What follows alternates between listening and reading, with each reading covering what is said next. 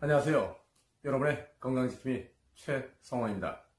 여러분의 구독과 좋아요가 영상 제작에 큰 힘이 됩니다. 오늘은 여러분과 같이 이야기할 얘기는 콩팥, 신장에 대한 이야기입니다. 신장, 즉 콩팥에 대한 이야기입니다. 그러면 그러니까 콩팥의 형태를 먼저 한번 이렇게 알아보고 나서 콩팥이 어떤 기능을 하며 또한 어떤 질병이 있으며 또 우리가 어떻게 관리를 해야 되는지 그런 얘기를 하나씩 해보도록 하겠습니다. 콩팥의 형태는 이렇게 생겼어요. 어떻게 보면 정말 콩하고 팥처럼 생겼어요. 강낭 콩처럼 생겼어요. 생긴 모양은 그런 모양인데 콩팥의 크기는 어느 정도 되냐면 우리 콩팥의 위치가 먼저 알아야 되겠죠. 콩팥의 위치는 우리 몸을 이렇게 봤을 때 손을 양손을 이렇게 했을 때 이 뒤에다 척 대면은 여기 닿는 부분 여기에 있다고 생각하시면 돼요. 여기 뒤쪽에 약간 콩팥은 우리 몸 앞쪽보다는 약간 뒤쪽에 있다고 생각하시면 딱 좋습니다. 길이는 한 10cm에서 한 14cm 정도. 그러니까 손으로 따지면 한 요 정도 요 정도 될 것 같아요. 10에서 한 14cm 정도 되고, 폭은 한 5cm에서 한 6cm 정도 되고, 두께는 한 3cm 정도? 2, 3cm 정도, 2.5, 3cm 정도, 그 정도 될 거예요. 그 다음에 콩팥의 한쪽 무게는 사람마다 조금씩 차이가 있겠지만, 보통 한 120g에서 한 190g 정도? 한 200g 채 안 되고, 한 120g에서 한 190g 정도, 그 정도 여기서 왔다 갔다 하고 있습니다. 그리고, 이 콩팥 안에는 가장 중요한 게 들어있어요. 뭐가 들어있냐면, 네프론이라는 그 조직이 들어있어요.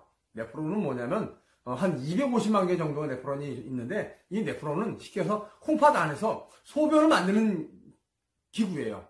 소변을 만드는, 소변을 만드는 곳이에요, 거기가.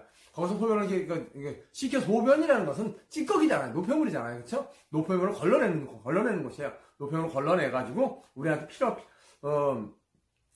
다시 필요한 영양소는 거기서 다시 재활용을 해서 쓰고, 그렇지 않고서 걸러내가지고, 이 콩팥을 통해가지고 순혈을 해가지고 방광을 해가지고 쭉 배설이 되는 그런 거예요. 그리고 이제 콩팥은 하여튼 그런 모양이라는 얘기죠. 근데 그런 모양이라는 것만 알면 돼요. 그리고 콩팥은 이름대로 그냥 콩과 팥처럼 생겼어요.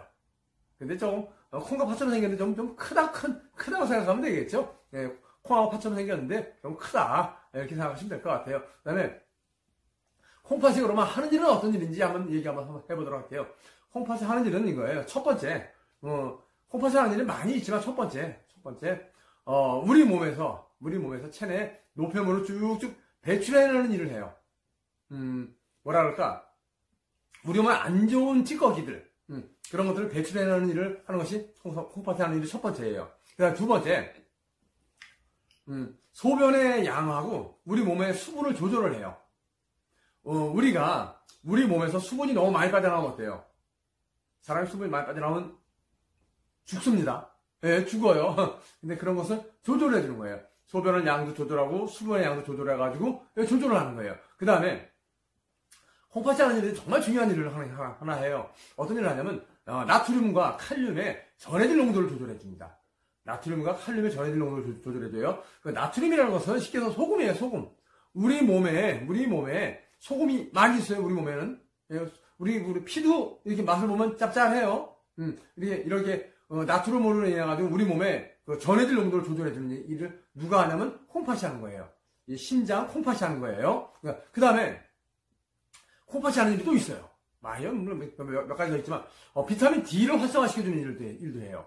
비타민 D가 잘 활성화되지 우리 몸에서 필요하죠. 비타민 D가 왜 필요할까요? 우리가 비타민 D 많이 얘기하잖아요. 칼슘 그런 비타민 D 이거 많이 필요하잖아요. 그렇죠? 이 비타민 D의 활성화도 하는 것이 바로 이 콩팥에서 한다는 얘기예요.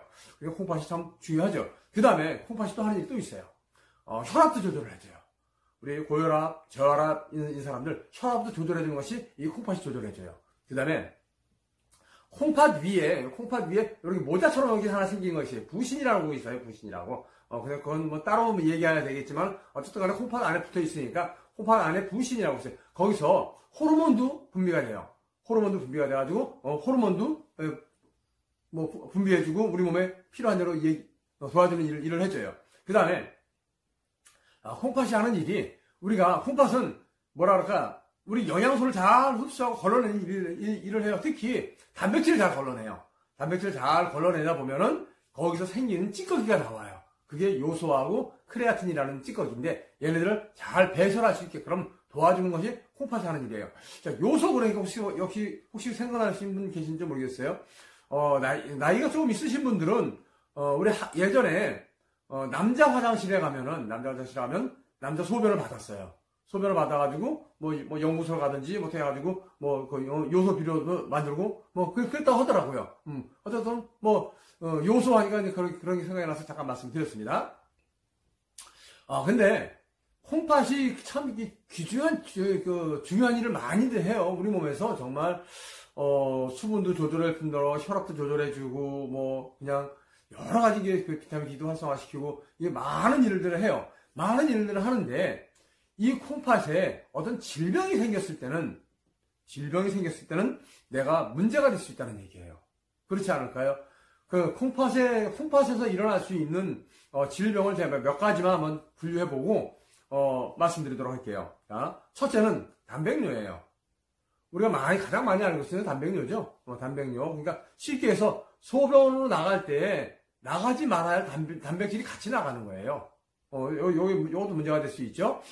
내가 이제 콩팥에 관련되어 있는 질환에 대한 얘기들은 제가 나중에 다시 하나씩 분류해가지고 여러분한테 말씀드리도록 하고, 오늘은 그냥 간단하게만 넘어가도록 할게요. 일단 첫째 단백뇨라는 것이 있고, 그 다음에 사구체 신염이라는 것도 있어요. 사구체라고 해가지고 콩팥 안에 들어있는 사구체에 어떤 염증이 낀 거예요. 그런 것이 있고, 그 다음에 우리가 가장 많이 알고 있는 거, 콩팥 그러면 가장 많이 하는 거 신우신염. 신우신염도 있죠. 신우신염에 대한 얘기도 제가 말씀드릴 것이고, 그 다음에 콩팥 그러면 또 많이 하는 것이 뭐예요? 신부전증. 신부전증 많이 나오죠. 신부전증에 대한 얘기도 나중에 다시 한번 시간을 내가지고 다시 한번 다루기로 하고, 그 다음에 심장결석 혹은 요로결석이라고 얘기를 하죠. 그래, 결석. 그러니까 콩팥이가 됐든 그다음에 수뇨관이 있어서 거기에 결석이 껴가지고, 이 결석 끼면 정말 엄청 아픕니다. 진짜 뭐라 그럴까요? 그냥 그 칼로 째는 듯하시기 그런 통증이 있어요. 그런 결석에 대한 얘기. 하여튼 이런 이야기들을 나중에 제가 한번 다시 한번 다루기로 하고, 오늘은 그냥 콩팥에 대한 얘기만 하도록 하겠습니다. 콩팥. 자, 콩팥에 예를 들어서 콩팥이 기능이 떨어지고 콩팥의 기능이 약해지고 콩팥에 문제가 생겼을 때는 내가 어떤 증상인지 내가 알아야 할 거 아니에요. 그쵸? 내가 이런 증상이 있을 때는 내가 콩팥을 한번 조심해봐야 되겠다. 그러면 사람들이 그래. 콩팥 그러면 제일 먼저 손발 붓고 얼굴 붓고, 손발이 붓고 얼굴 붓고, 손발 얼굴 이게 뚱뚱 부은 것만 생각을 해요. 근데 콩팥에 문제가 있는 것이 손발 붓고 얼굴 붓는 것만 다일까요? 그렇지 않다라는 얘기예요. 첫째, 자, 하나씩 여기 얘기를 한번 해보도록 할게요. 첫째는요, 콩팥이 문제가 생기면은 소변량이 감소를 합니다. 소변량이 왜 감소를 하냐면요, 콩팥에서 걸러내고 빨리빨리 노폐물을 빼내야 되는데 그걸 잘 못해요. 잘 못하다 보니까 어떤 문제가 생겨요? 소변량이 줄을 수밖에 없어요. 네프론을 통해서 소변을 만들어내야지, 빨리빨리 만들어야지, 쭉쭉 빨리빨리 노폐물을 내보내줘야 되는데 이것이 느려져요. 그러다 보니까 소변량이 감소할 수밖에 없어요. 자, 그 다음에 콩팥에 문제가 생기면은 소변량이 감소하는데 화장실을 가는 횟수는 늘어날 수 있어요. 왜? 조금씩 나오니까 찔끔찔끔 소변을 보는 거예요. 그럴 수가 생길 수 있어요. 그 다음에, 자, 어떻게 보면은 이 콩팥에 있는 질병하고 방광염에 있는 질병하고는 거의 나오는 증상이 유사할 수도 있어요. 그 다음에 우리가 밤에 자다가 소변 보는 것도 콩팥이 문제가 될 수 있어요. 물론 방광염 문제가 돼도 그럴 수 있다는 얘기예요. 그 다음에 혈뇨도 문제가 될 수 있어요. 자, 우리 콩팥에 문제가 됐을 때도 혈뇨가 나오는데 방광에 문제가 됐을 때도 혈뇨가 나온다는 얘기예요. 그런데 엄밀히 따진다면 콩팥에 있는 어떤 네프론이라든가 이런 콩팥 안에 있는 그런 것들이 자기 기능을 못하다 보니까 문제가 생겼을 때 이 혈뇨가 이렇게 나와서 수뇨관을 타고 나와서 방광에 거쳐가지고 나가기 때문에 그렇다는 얘기예요. 그 다음에 콩팥이 문제가 되면 소변에서 거품이 많이 납니다.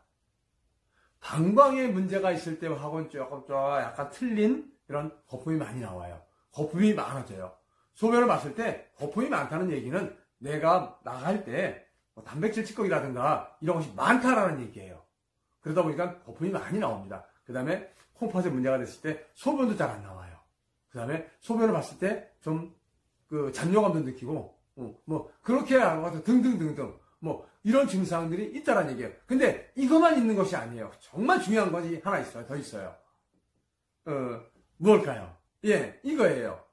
여러분들, 우리가 많은 사람들이 이 콩팥에 문제가 됐을 때는, 물론 젊은 사람들도 이 콩팥에 문제가 돼가지고 이런 불편한 상황들을 느낄 수 있어요.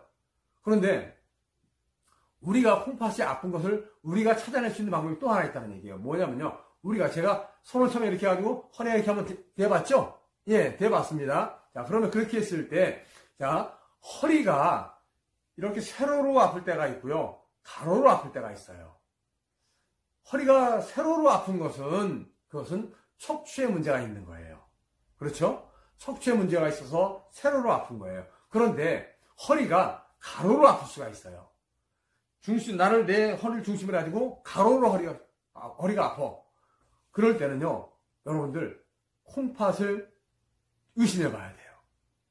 그런 분들은 바로 콩팥을 의심해야 된다는 얘기죠. 왜냐면은, 콩팥이 거기 있기 때문에 그런 거예요. 콩팥이 우리 이 등 뒤쪽으로 있다는 얘기예요. 등 뒤쪽으로, 이 허리 쪽으로 가까이 있어요. 그러다 보니까 이 콩팥이 문제가 되면 이 뒤쪽이 아파요. 그러니까 허리가 아프다고 얘기를 해요. 많은 사람들이 허리가 아프다고 얘기하는데 실제적으로는 이 척추 라인이 아픈 것이 아니라 이 콩팥이 아파서 그러는 경우가 훨씬 많다는 얘기예요. 통계적으로 따져봐도 한 70%에서 80% 정도가 허리 아픈 사람들의 70%에서 80% 정도가 잘못된 진단이 아니라 이 콩팥이 아파가지고 콩팥이 문제가 있어가지고 아픈 경우가 더 많다라는 얘기예요. 근데 우리는 잘못 알고 흔히들 그냥 정형외과 가면 의사들 엑스레이 찍고 다 하다 보면 이건 디스크가 문제가 있네요. 이렇게 진단을 받아요. 그런데 정밀하게 따지고 엄밀하게 따졌을 때는 이 콩팥이 아팠을 때는 이렇게 가로로 허리가 아프다는 것을 꼭 기억해 주시기 바라겠습니다. 여러분들 혹시 허리가 아플 때 내 통증 증상이 이 가로로 아프다는 게 느껴졌을 때는 일단 콩팥을 의심하시기 바랄게요. 그러면 일단 아픈 증상까지는 그냥 알아냈어 이제 알아냈어요. 그럼 해결 방법을 찾아야 되겠죠. 자, 저는 항상 해결 방법에 대해서는 먼저 우리 식생활 개선을 먼저 얘기합니다. 식생활, 균형 잡힌 식생활도 필요해요. 콩팥도 역시. 근데 콩팥에 좋은 우리 식단이라 할까요? 아니 식단이라기보다는 그냥 음식들 말씀드리도록 할게요. 첫째, 더덕이 좋습니다. 더덕 참 좋습니다. 그다음에 우엉, 뿌리 나물의 대표적인 우엉이죠. 그다음에 당근도 좋아요. 당근.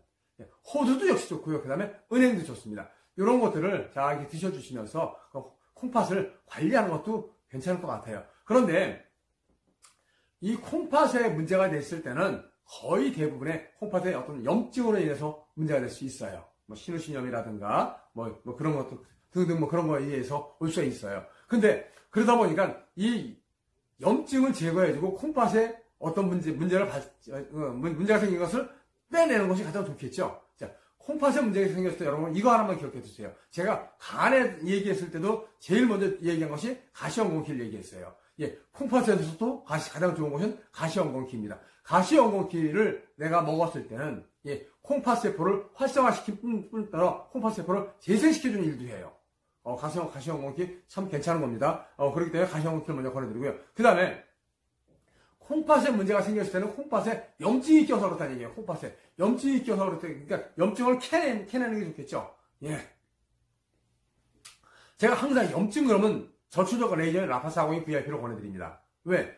얘는 염증을 캐내는데 정말 탁월하게 좋기 때문에 제가 권해드리는 거예요. 예, 그 다음에 자, 콩팥이 문제가 생긴 사람들은 면역력이 현저하게 떨어져 있을 수 있어요. 면역력이 떨어진 사람들한테는 제가 키토 올리고당하고 헬스비 아연을 권해드립니다. 근데 특히 키토 올리고당을 권해드립니다. 키토 올리고당은 면역력을 높여주는데 상당히 도움이 되기 때문에 키토 올리고당을 권해드리고요. 그 다음에 골고루 좀 영양을 좀 챙기라고 트레피네맥스라는 종합 비타민을 권해드립니다. 이 종합 비타민 안에는 15가지 이상 비타민과 미네랄이 들어있기 때문에 우리 영양을 골고루 채워주는 역할을 해줘요. 그 다음에 마지막으로 하나 권해드릴 것은 프로폴리스입니다. 왜 프로폴리스를 권해드리냐면 프로폴리스는 천연 항생제예요. 프로폴리스는 천연 항생제이다 보니까 콩팥에 신장에 어떤 염증이라든가 문제가 생겼을 때는 이 프로폴리스가 정말 탁월하게 좋기 때문에 프로폴리스를 권해드리니까 여러분 이렇게 참고하시면 좋을 것 같아요. 자, 신장에 문제가 돼서 콩팥에 문제가 와가지고 많이 힘들 수 있어요. 우리가 잘 모를 수 있어요. 근데 제가 이제 콩팥에 대한 질병에 대한 것은 다음에 또 한번 기회가 됐을 때 하나씩 이제 짚어나가기도 하고 오늘은 제가 콩팥에 대한 이야기를 드렸습니다. 여러분 많이 도움이 되셨는지요? 그러면 구독, 좋아요 부탁드립니다. 감사합니다.